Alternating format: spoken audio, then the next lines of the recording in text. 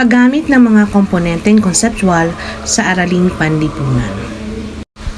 Naging batayan ng K-12 Araling Panlipunan Curriculum ang mithiin ng Education for All 2015 at ang K-12 Philippine Basic Education Curriculum Framework.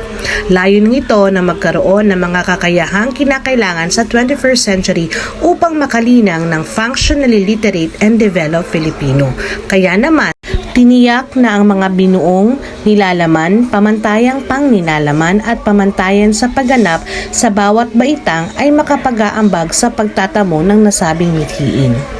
Sa pag-abot ng nasabing mithiin o goal ng K-12 curriculum ng Araling Panlipunan ang makahubog ng mamamayang mapanuri, mapagmuni, mapanagutan, produktibo, makakalikasan, makabansa at makatao na may pambansa at pandaigdigang pananaw at pagpapahalaga sa mga usaping pangkasaysayan at panlipunan. Mula sa unang baitang hanggang ika-12 baitang, nakaangkla ang mga paksain at pamantayang pangnilalaman at pamantayan sa pagganap ng bawat unit sa 7 tema. Ang una ay tao, kapaligiran at lipunan. Pangalawa, panahon, pagpapatuloy at pagbabago. Pangatlo, kultura, pananagutan at pagkabansa. Pang-apat, karapatan, pananagutan at pagkamamamayan. Pang-5, kapangyarihan, otoridad at pamamahala.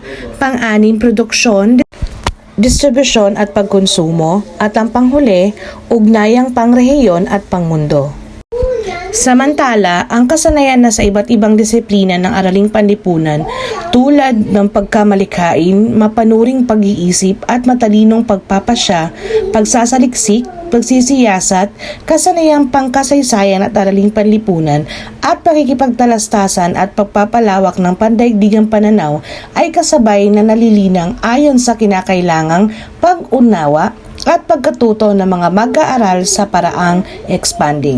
Sa ibang salita, layunin ng pagtuturo ng K-12 Araling Panlipunan na malinang sa mag-aaral ang pag-uunawa sa mga pangunahing kaisipan at isyong pangkasaysayan, pangheograpiya, pampolitika, economics at kaugnay na disiplinang panlipunan upang siya ay makaalam, makagawa, maging ganap at makipamuhay, or tinatawag nating pillars of learning.